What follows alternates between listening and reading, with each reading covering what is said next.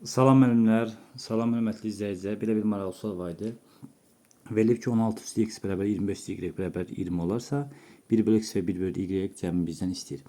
Baxın, biz bunların hər birinin 16 üstü x-i də 25 üstü y də 20-yə bərabər edə bilərik. Baxın, 16 üzəri x bərabərdir 20-yə. İndi isə hər tərəfdən, bir kərə 1 bölü x-in dərəcədən qüvvətə yüksəldirəm. Nə alacaq?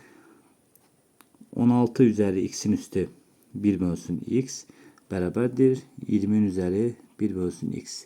Baxın, burada x ilə 1 bölü x vuranda təkcə qalacaq 1. Deməli, nə alınır buradan? 16 bərabərdir 20-nin üzəri 1 bölü x alarıq. Baxaq digər tərəfə. 25 y-ə baxaq.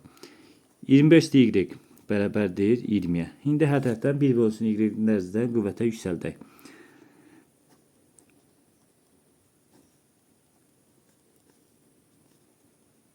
Burada eyni qayda ilə baxın. Y ilə 1 bölü y vurulanda hasillər 1 edəcək. Nə qalacaq burada?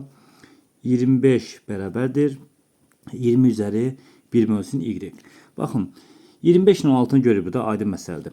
20 üstü y 1 bölü y və 20 üstü 1 bölü x görürük. Biz bunları nə edə bilərik? Bunları bir-birə vuranda üstlər toplanacaq. Yəni 20 üzəri 1 bölü x vurulsun 20 üzəri 1 bölü y bərabərdir 16 vuranda 25-ə. 16 vurulsun 25 alaraq. Baxın, əsaslar yerində vurulanda üstlər toplanılacaq.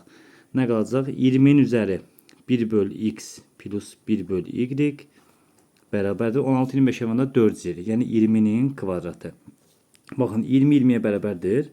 1 bölü x ilə 1 bölü y-in cəmi nə oldu? 2-yə bərabər oldu. Cavab 2-miş. Sağ olun.